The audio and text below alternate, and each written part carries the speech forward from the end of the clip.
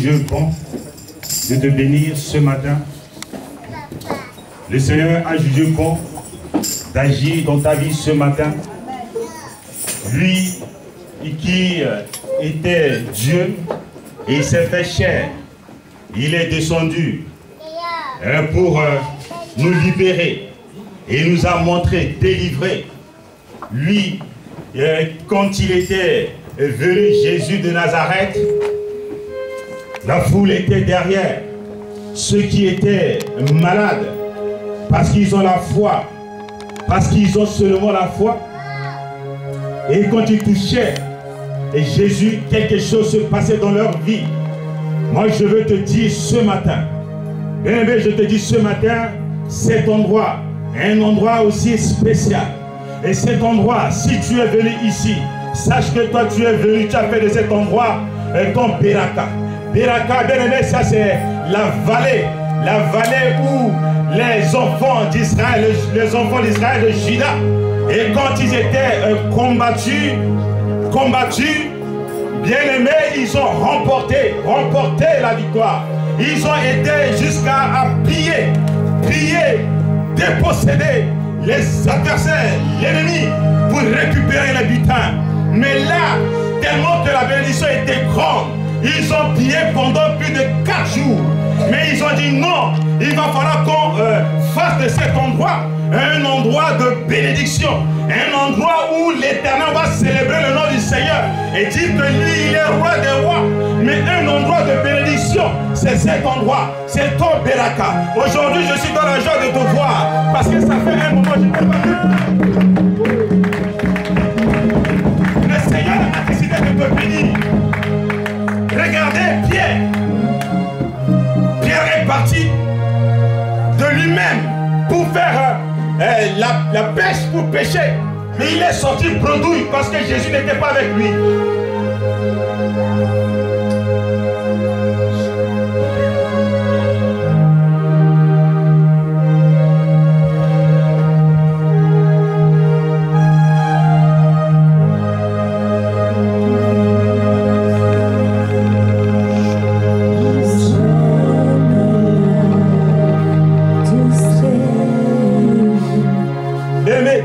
La salle est très remplie.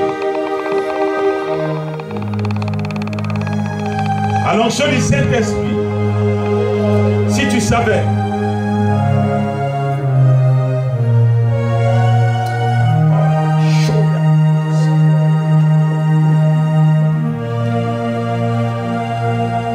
Pierre, quand il a croisé Jésus, les choses, sa vie a changé.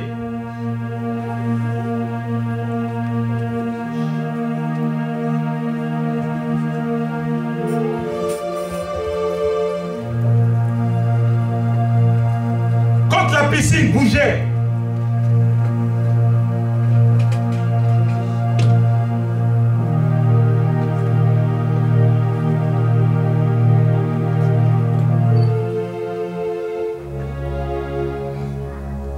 Ceux qui étaient malades, ils tombaient, ils étaient guéris. Dites amen.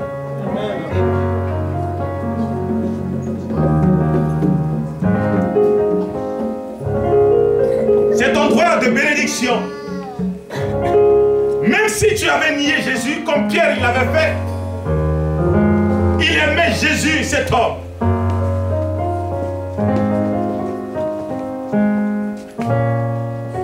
Je ne t'abandonnerai jamais. Jésus, je ne t'abandonnerai jamais. Même s'il viendrait t'attraper, te condamner, je serai avec toi, je ne vais pas te nier. Lui, c'est ce que nous disons. Seigneur, je t'ai accepté comme mon Seigneur et mon Sauveur personnel. Je serai avec toi, quelles que soient les circonstances. Mais Pierre, bien aimé, la Bible nous dit, un jour, une simple femme est venue l'accuser, lui montrer du doigt. Il a nié Jésus. Ce n'est pas parce qu'à un moment donné, tu es fatigué, tu te poses des questions en disant, ah, qu'est-ce qu'il m'a fait? Ce Jésus, depuis longtemps je vais, il ne me fait rien, mais il ne t'a pas oublié. Il a décidé de te bénir malgré tout, parce que lui, il est fidèle. Quand le coq a chanté, 3 fois. Quand le coq a chanté 3 fois, Pierre s'est souvenu de la parole de Jésus. Et son esprit est revenu. Quand son esprit est revenu, il a dit, Seigneur, pardonne-moi. Il a pleuré. Jésus l'a vu. Les regards se sont croisés. Il était délivré. Le Seigneur a voulu ce matin de faire avec toi. Alléluia. Je bénis le Seigneur.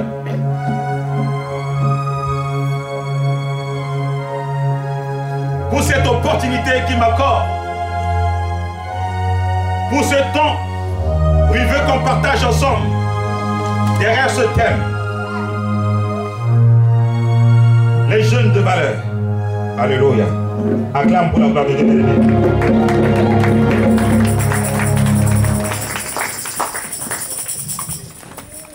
Les jeunes de valeur. C'est un très bon thème. Mais vraiment, en 4 jours, on ne peut pas finir. Hein? Il y a tellement de choses à dire. Mais le Seigneur nous permet de vous dire ce qui est important à ses yeux pour l'instant. Le reste, il continuera.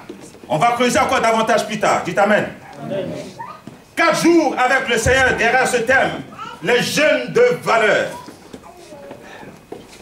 Tu peux répéter après moi? Je suis jeune de valeur. Je suis jeune de valeur.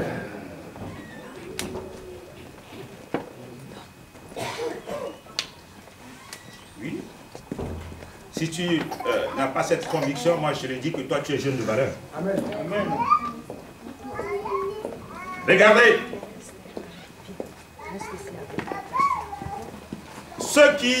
Les pasteurs qui m'ont précédé, ils disaient, nous ne devons pas rester des chrétiens charnels, mais spirituels pour arriver à la maturité. Nous ne devons pas rester des chrétiens charnels, mais spirituels pour arriver à la maturité. Donc, arriver à la maturité, donc à l'Esprit de Dieu. Dites Amen. Amen. Il faut grandir. Pas des chrétiens charnels. Et il poursuit. Il dit, le jeûne doit être un canal pour bénir et non un vase. Dites Amen. Mais ceux-là qui étaient là, ils ont suivi. Hein.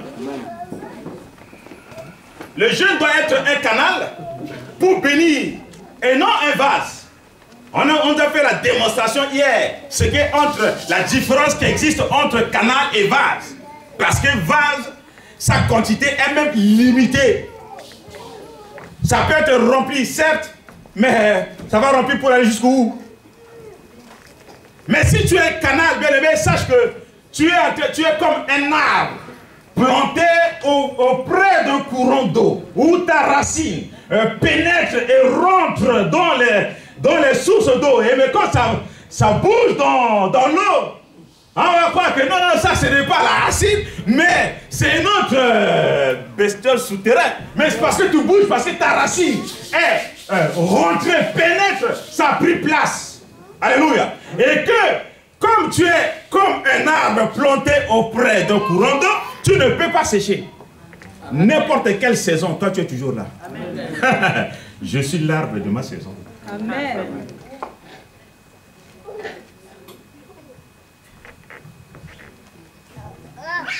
Le jeûne doit être un canal. Ça m'a frappé ça. Mais ta valeur, je poursuis.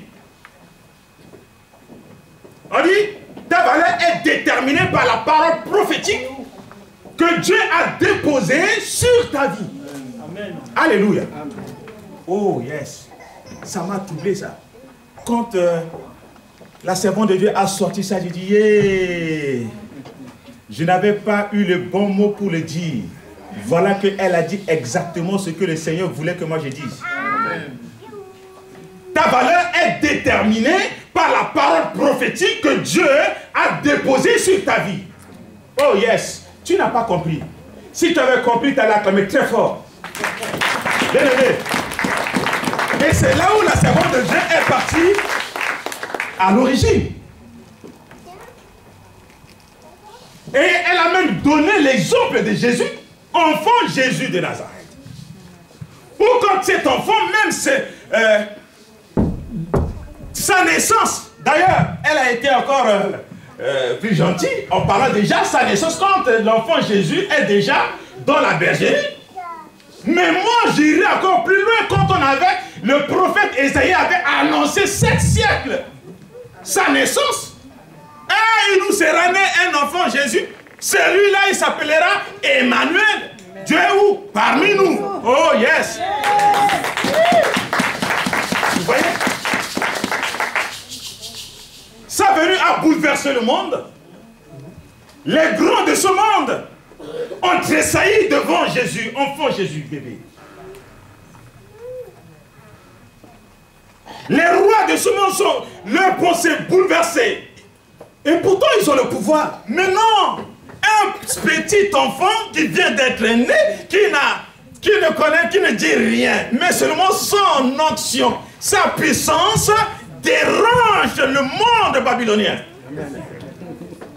Tu te rends compte de l'influence que toi tu peux avoir sur les gens de ce monde, étant bébé, enfant de Dieu, où Dieu avait déjà déterminé, où Dieu avait déjà décidé d'abord de te bénir. Ce n'est pas, bien aimé, je parle de ça parce que je parle de ça parce que toi tu es chrétien. Si j'étais encore dans le monde, j'allais faire la part des choses, disant oui, c'est vrai, ma valeur est conditionnée par ce que je reçois par rapport à mes parents, ce qu'on m'a transmis quand je grandis. Non, ce qui est vrai dans l'autre sens, mais pour Dieu, ce n'est pas pareil. Amen. Non, parce que lui, d'emblée, il avait déjà décidé que toi, tu es un enfant de valeur. Tu es un homme de valeur. Et ta valeur, bien-aimé, je te rassure, et que cette valeur, parce que tu l'as, parce que toi tu as du mérite aux yeux de Dieu. Et pourquoi Dieu va jusqu'à dire que pendant qu'il était en train, alléluia, de te former, toi tu étais informe.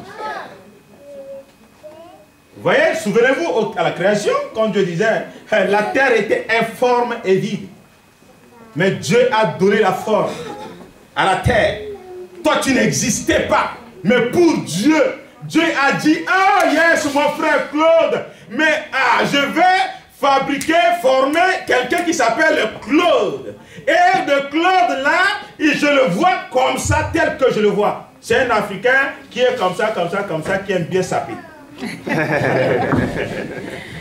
Mais ce Dieu, il a déjà vu, avant même que tu rentres, pour que Dieu maintenant dise, ah, le Claude là, je l'ai déjà trouvé. Maintenant, comment il va arriver? Il va falloir que je mette en connexion une femme et un homme. Et Dieu est parti trouver cette femme et a trouvé cet homme. Et quand ils sont mis ensemble, le Claude, qui ne voulait pas aussi rester dehors, il a dit, non, non, non, c'est moi le champion. Dieu avait déjà décidé, il m'a formé, et que ce soit moi qui dois rentrer, et je sors. Et quand je vais sortir, c'est moi, avec moi, que le Seigneur va agir et accomplir ses desseins. Parce que je suis le fruit, l'archétype même de l'image, de la valeur que Dieu veut me donner dans ce monde. Non! Alléluia! Tu es le produit.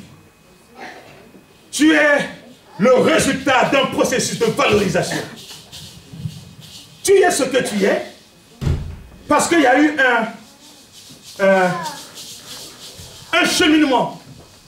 Si on t'appelle valeureux, jeune de valeur, parce que toi tu es le résultat de quelque chose. J'ai composé, j'ai passé mon examen, et à la fin, on dit que tu as reçu à ton examen. C'était un cheminement. Oui ou non? Non, parce que mon examen, je ne l'ai pas encore passé, donc on ne peut pas dire que toi, lui, il est admis. C'est tout un processus. Une formalité. Mais arrivé à la fin, on dit, ah, lui, c'est un homme de valeur. Mais c'est comme ça que Dieu nous voyait déjà. Amen. Il sait que toi, étant petit dans le ventre, j'avais donné l'exemple même des enfants qui étaient dans le ventre, même de Rebecca. Rebecca, 2 enfants, c'était des jumeaux. Ils étaient dans le ventre. Je vous aime beaucoup. Hein, et ils nous ramènent jusqu'à jeudi là-bas. Alléluia. Moi, j'aurais dû laisser ici et puis terminer. Mais écoutez, Dieu a donné à Rebecca 2 enfants. Ces enfants, la Bible nous dit qu'ils étaient... tous les deux, ils étaient en train de se battre. Mais le ventre de la maman bougeait. Tout le monde, tout le temps, secousse. Elle ne comprenait rien. Mais là, les enfants qui sont devant, c'est 4 enfants. Et tout le temps, mon ventre, là, ça tape là, ça tape là, ça tape ici. Je dors ici, ça tape là, je dors ici, ça tape là. Mais alors, elle a décidé d'aller interroger Dieu. Seigneur, qu'est-ce qui se passe? Là, les enfants que je porte là, c'est comment? Dieu l'a révélé. Écoute, Rebecca, ces enfants que tu portes dans ton ventre, ça, tu es en train de porter 2 nations. 2 nations est dans ton ventre. Qui se bat? Si tu ne connais pas le nom, je vais te dire Ésaü et Jacob. Dans le ventre. Et c'est pourquoi Ève était trop contente en disant: ah, je suis content, mon Dieu, parce que le Seigneur a permis que j'ai un homme. Pas un bébé, elle a dit un homme. Comment expliquer? Pour Ève a déjà, cet enfant qui vient d'être né, Ève a déjà vu un homme et non un bébé. Toi, tu es grand. Dis amen. L'enfant que tu portes dans ton ventre aujourd'hui, si l'enfant est là, ou bien alors celui qui va rentrer dans ton ventre, ma soeur, sera un grand, parce que tu as compris aujourd'hui la révélation. Amen. Alléluia. C'est un grand parce que, étant bébé, Dieu avait déjà connecté. Dieu avait déjà déposé, Dieu a déposé sur cet enfant bébé, une parole prophétique qui vient attacher à la vie de cet enfant. Cela ne dépend pas de toi, des parents, ni de moi. Alléluia. Nous ne devons pas rester des chrétiens charnels, dont je disais tout à l'heure. Frère, Dieu veut qu'on soit des chrétiens spirituels et non charnels. Je ne peux pas parler des chrétiens naturels, parce que toi tu n'es pas naturel. Ceux qui sont naturels, les hommes naturels, ce sont les gens qui n'ont pas Jésus-Christ en eux. Vous êtes d'accord avec moi? Amen. Les hommes naturels, ce sont des gens qui sont, toi tu es là, regardez, toi tu es là, ici, dans un bulle comme ça, mais Christ est derrière, est dehors. Donc l'homme naturel n'est pas intégré dans le monde. Parce que toi, tu n'es pas homme naturel. Mais l'homme charnel, dont on parle ici, le chrétien charnel, c'est celui-là qui, lui, a intégré Christ dans sa bulle, dans son monde, mais a décidé à un moment donné de faire les deux. Donc, je suis dans le monde, et bien je suis avec le Seigneur. Tu as intégré Jésus, mais tu as laissé Jésus de côté pour faire ce que toi, la chair te communique, veut que toi tu le fasses. Oh yes. Je le dis pour que nous nous identifions. Quelle position, quelle place moi j'ai dans ce monde. Alléluia. Mais l'homme spirituel a intégré tout Jésus, a intégré Jésus. Non seulement il a intégré Jésus, mais il a intégré Jésus dans son corps, dans son âme, dans son esprit. Et tout le temps, il fléchit chez nous pour adorer ce Jésus-là. À n'importe quel moment, il est toujours prêt à servir, à aller. Qu'il pleuve, qu'il neige, il doit y aller. L'homme spirituel est toujours en contact permanent avec le Seigneur des Seigneurs. Amen. Celui qui bénit, celui qui délivre, celui qui défend, celui qui protège. Amen. Quand tu te mets à côté de lui, il va te défendre. Même si les gens commencent à dire hey, mais Seigneur, mais pourquoi tu as laissé ma soeur toujours à côté de toi? Au lieu qu'elle vienne m'aider à te servir, à te donner à manger, mais elle continue toujours à rester auprès de toi. Il dit encore non. Pourquoi?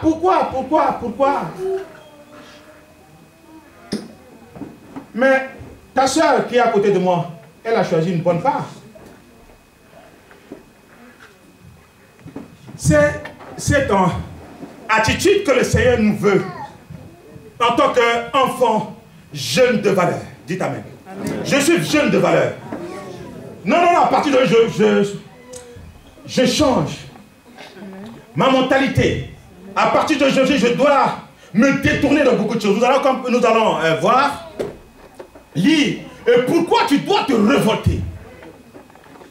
J'étais là tout à l'heure, vous me voyez là, un peu bizarre. Il dit, mais comment pasteur, il pleure et tout, je suis là, c'est comment ça? Ah, ça c'est mon affaire avec le Seigneur. Amen. Le Seigneur est en train de me parler, et quand il parle, ça me touche, et ça me révolte. Et j'ai envie de vous donner ce que j'ai reçu. Bien, le Seigneur nous aime beaucoup. Ici, moi j'ai dit, et nous avons dit, cette église, ça c'est ma Beraka. Beraka parce que ici, quand je viens ici, Dieu me délivre quand je lui parle. Quand je viens ici, Dieu me donne. Quand je suis en manque. Quand je viens ici, Dieu me guérit. Quand je viens ici, Dieu m'accorde le désir de mon cœur. Quand je viens ici, le Seigneur me défend. Quand je viens ici, le Seigneur agit puissamment. Non pas pour moi, mais pour ma famille, pour ma descendance, pour le monde. Et parce que je sais que le Seigneur m'a choisi, non pas pour seulement l'église la victoire, mais pour tous les chrétiens où je dois intercéder. Toujours intercéder, prier. Amen. Alléluia. Amen. Un endroit de bénédiction.